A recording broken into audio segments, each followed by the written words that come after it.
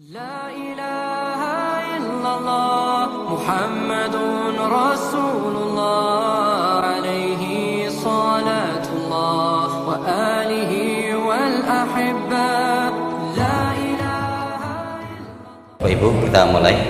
Bismillahirrahmanirrahim. Assalamualaikum warahmatullahi wabarakatuh.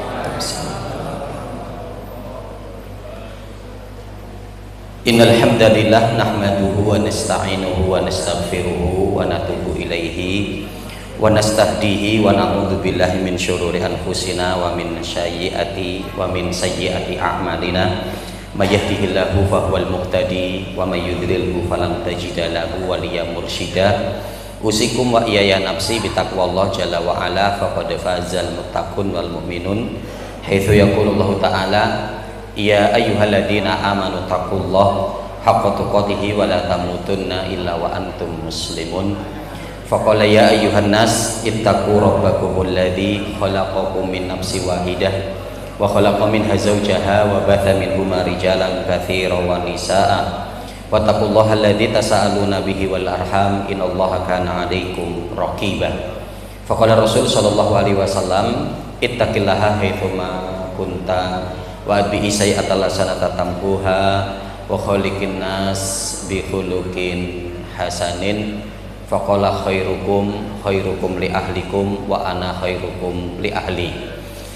Kaum muslimin, Bapak Ibu rahimani wa rahimakumullah, alhamdulillah tidak bosan-bosannya kita untuk selalu memuji dan bersyukur kehadirat Allah Subhanahu wa taala atas segala limpahan nikmat, taufik serta hidayahnya, sehingganya kita dapat terus untuk beramal soleh, beramal kebaikan, termasuk apa yang saat ini sedang kita lakukan bersama, bermajelis ilmu setelah kita tadi diberikan kemudahan oleh Allah untuk melaksanakan sholat maghrib secara berjamaah.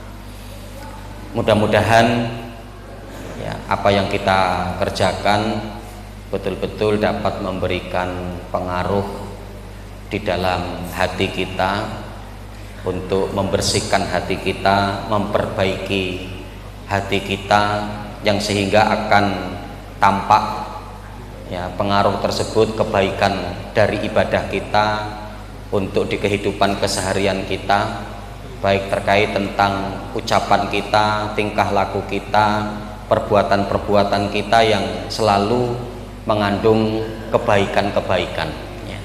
Karena diantaranya dari ibadah sholat itu sendiri adalah ya inna sholata tanha anil fahsai wal munkar. Sesungguhnya sholat itu dapat mencegah dari perbuatan keji dan mungkar. Maka begitu juga dalam bermajelis ilmu kita, yang mudah-mudahan akan mengantarkan kepada kesehatan hati kita, kebersihan hati kita, kebersihan pikiran kita, dan selalu dapat mudah kita untuk mengarahkan lisan kita berucap dengan ucapan yang baik, tingkah laku perbuatan kita ya di dalam kebaikan. Nah, salawat dan salam semoga tercurah atas Nabi kita Muhammad sallallahu alaihi wasallam, pada keluarga beliau, para sahabatnya, tabi'in, tabi'ut tabi'in, dan orang senantiasa komitmen dalam menjalankan sunnah beliau sampai datangnya hari kiamat kelak. Allahumma la sahla illa ma ja'altahu sahla wa anta taj'alul hazna idza syi'ta sahla. Allahumma anfa'na bima 'allamtana wa 'allimna ma yanfa'una. Allahumma zidna ilma. Kaum muslimin dan muslimat, Bapak Ibu rahimakumullah, kembali di majelis ana di setiap Senin malam Selasa pertama kita untuk mengkaji sesi tentang keluarga, sesi tentang keluarga Islam, sesi tentang keluarga berkah ya. Yang dimana ya pentingnya, karena keluarga ini adalah apa yang kita temui di setiap waktu dan saat kita ya. Untuk ibadah-ibadah yang lain mungkin pakai temporer waktu ya. Sholat kita ya, kita menunggu waktu-waktu yang telah ditetapkan. Inna sholata ya kanat alal mu'minina kitaban mauquta ya. Sesungguhnya sholat itu bagi orang beriman waktunya yang sudah ditetapkan ya. Begitu juga dengan mungkin doa kita, baca Quran kita ya, tapi di mana keluarga ini untuk selalu, ya, yang tidak bisa kita lepaskan dalam menit dan detik di waktu-waktu kita atau kegiatan-kegiatan kita, ya. Dan karenanya nasihat-nasihat tentang keluarga ini ya nasihat yang mungkin ya selalu mengena kepada kita, yang artinya mudah-mudahan artinya bahwa ketika kita memiliki ilmunya dan kita berusaha untuk mengaplikasikannya, maka tidak banyak yang akan menumbur kita, ya, meskipun ini ya di kegiatan di keseharian kita, baik kita bersama dengan istri dan begitu juga dengan anak-anak kita. Di majelis yang mulia ini insya Allah kita akan mengkaji keluarga yang paling merugi, ya. Nanti kita akan kaji kondisi seperti apa keluarga itu masuk dalam kondisi kerugian, ya. Kita akan langsung saja di sini. Jadi keluarga yang merugi itu adalah keluarga yang tidak dimasukkan ke dalam surga, ya, yang tidak dimasukkan ke dalam jannah, ya. Karena satu yang sangat kecil tentunya kalau kita berbicara keluarga yang merugi itu ya kaitan tentang rugi-rugi dunia, ya.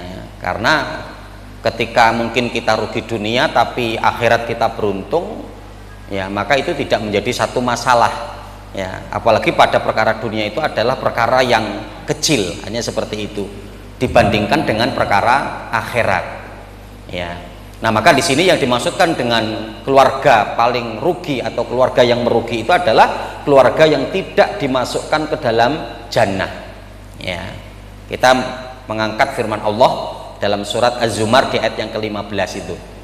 Nanti kita akan melihat di sini adanya dua tafsir, tafsir Imam Ibnu Katsir Al-Qur'anul Azim dan juga adanya tafsir Imam As-Sa'di, ya. Allah Subhanahu wa taala menyebutkan naudzubillahi minasyaitonirrajim. Bismillahirrahmanirrahim. Qul innal khasirina alladzina khasiru anfusahum wa ahlihim yaumal qiyamati ala dzalika huwal khusranul mubin, ya. Pada ayat ini sangat jelas. Di situ berbicara tentang orang yang merugi. Katakan innal khasirina, sesungguhnya orang-orang yang merugi itu alladzina khasiru anfusahum, mereka adalah orang-orang yang rugi diri mereka sendiri, jiwa mereka masing-masing, wa ahlihim. Nah, ternyata begitu juga adalah ya ketika rugi keluarga mereka, wa ahlihim, ya. Jadi dengan jelas pada ayat ini Allah pun juga menyebutkan berpotensi untuk rugi itu juga adalah rugi dalam keluarga, ya, rugi dalam keluarga. Yaumal qiyamati, pada hari kiamat nanti, ala dzalika huwal khusranul mubin, ketahuilah itu adalah dua kerugian yang sangat nyata. Pribadinya rugi, pribadinya bangkrut, begitu juga dengan keluarga yang dia bawa dari istri dan anak-anaknya, masya Allah, ya. Nah, masyarakat muslimin Bapak Ibu rahimakumullah, di mana nanti diantaranya di sini dimulai dengan kata kul, katakan, ya, maksudnya di sini adalah katakan wahai Muhammad, itu, ya. Nah, nanti para ahli tafsir menyebutkan ketika kita mendapati ayat atau ya ayat Allah yang di situ dengan menggunakan kalimat kul atau kata kul, itu para ulama ahli tafsir mengatakan yufidu talqin. Ini adalah berfungsi untuk apa? Bimbingan, ya. Jadi artinya apa? Bimbingan dari Allah Subhanahu wa taala, petunjuk dari Allah Subhanahu wa taala, di mana apa? Katakan wahai Muhammad, sesungguhnya orang-orang yang merugi itu adalah siapa mereka? Yang diri mereka sendiri rugi, begitu juga adalah wa ahlihim, dan keluarga mereka, gitu, ya. Nah, nanti kita akan melihat rugi ini dalam perkara apa. Kita merujuk pada tafsir yang disampaikan di kalangan para ulama, ya. Jadi orang yang rugi itu apakah yang kemudian nggak punya pekerjaan, yang kemudian belum punya rumah, yang belum punya kendaraan, ataukah kemudian penghasilannya yang kecil, yang sedikit, yang sehingga belum cukup, ya, kemudian itu ya berarti dalam kondisi kerugian. Ya, ternyata coba akan kita lihat, ya, dalam tafsir Imam Ibnu Katsir di sini dikatakan seperti ini, kul innal khosirin ay innamal khosiruna kal khusran alladzina khosiru anfusihim wa ahlihim yaumal qiyamah tafarraqu falattiqa allahum abadan. Ya, sesungguhnya orang-orang yang merugi, ya, itu adalah orang-orang yang rugi dan rugi di segala hal, gitu ya, rugi di segala hal. Ya, ketika pada perkara ini dia rugi, maka menandakan dia ini rugi di segala hal. Ya, alladzina khosiru anfusahum wa ahlihim yaumal qiyamah, mereka adalah orang-orang yang rugi diri mereka dan keluarga mereka pada hari kiamat. Yang maksudnya apa? Tafarraqu falattiqa allahum abada. Jadi mereka nanti itu adalah akan saling berpisah dan mereka tidak akan bertemu selama-lamanya. Ya, sawa'un dhahaba ahluhum ilal jannah wa qad dhahabuhum ilan nar. Yang bisa jadi ada sebagian daripada keluarga mereka yang dimasukkan ke dalam surga, tapi ada keluarga yang lain dimasukkan ke dalam neraka. Ya, au anal jami askanun nar, atau semuanya dalam satu keluarga itu kemudian apa? Bertempat tinggal di neraka. Ya, bertempat tinggal di neraka semuanya. Ya, suami di neraka, istri di neraka, anak-anak di neraka, hanya begitu ya. Walakin lastima alahum wala surur, yang dimana apa? Ketika mereka pun meskipun sama-sama di neraka, mereka itu tidak dikumpulkan bersama, gitu ya. Ya, wala surur, dan tidak ada kebahagiaan untuk mereka, tidak ada surur, kebahagiaan untuk mereka, gitu ya. Yang karenanya kaum muslimin, Bapak Ibu rahimakumullah, di antara ciri tanda kebahagiaan itu ketika dapat berkumpul bersama, berkumpul dengan orang-orang yang dicintai, gitu ya. Jadi meskipun nanti mereka itu bersama-sama di dalam neraka, tapi mereka tidak berkumpul di tempat yang berbeda-beda. Atau bisa terjadi juga adanya sebagian yang dimasukkan ke dalam jannah, tapi dari keluarganya yang lain tidak dimasukkan ke dalam jannah, sehingga mereka tidak bertemu. Ya. Dan termasuk perkara yang sangat istimewa Bapak Ibu rahimakumullah, ya, terkait tentang dalam keinginan besar yang kemudian untuk dikumpulkan bersama, itu tidak ada lain di dalam kehidupan kita itu kecuali adalah dalam kehidupan keluarga.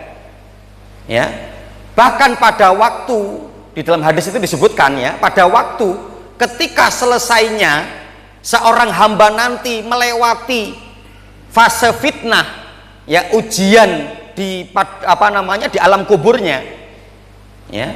Hadis itu kan menyebutkan setelah melewati daripada fitnah kubur, setelah jenazah dimakamkan, maka ketika ditinggalkan oleh pengunjung, maka akan datangnya malaikat yang menanyakan terkait dengan 3 hal. Ya, man robbuka, siapa robmu, man nabiyuka, siapa nabimu, dan madinuka, apa agamamu. Nah, setelah itu, ya, dan ketika dia berhasil untuk bisa menjawab pertanyaan-pertanyaan ini, pertama apa yang diminta oleh penghuni kubur atau jenazah tersebut? Dia mengatakan, Robbi aqimis sa'ah hatta arji ila ahli. Wahai Robku, segerakanlah untuk ditegakkan hari kiamat yang aku sehingga bisa segera berkumpul dengan keluargaku. Masya Allah.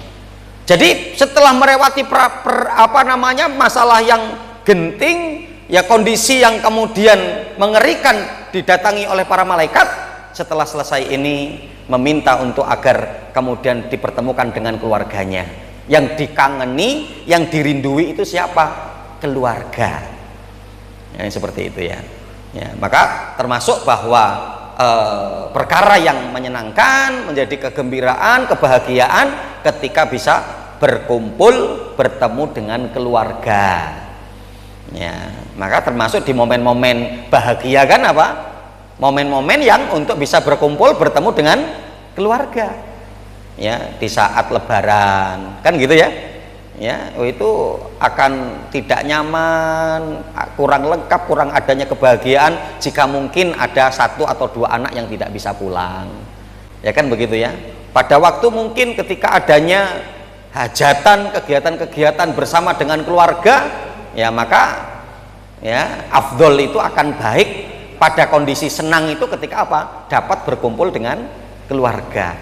Maka termasuk kita mendapati ancaman Rasulullah, siapapun dari laki-laki yang meninggalkan daripada sholat asar berjamaah, hukumannya apa? Akan ditinggalkan oleh harta dan keluarganya.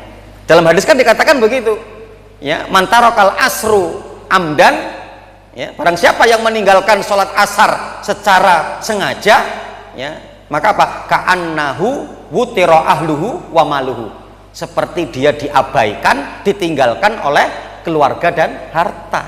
Terpenting dalam kehidupan kita itu siapa? Ya keluarga dan harta, gitu loh. Ya, makanya lengkaplah kebahagiaan insya Allah ketika pada diri kita terdapat 2 hal ini, terdapat keluarga dan harta.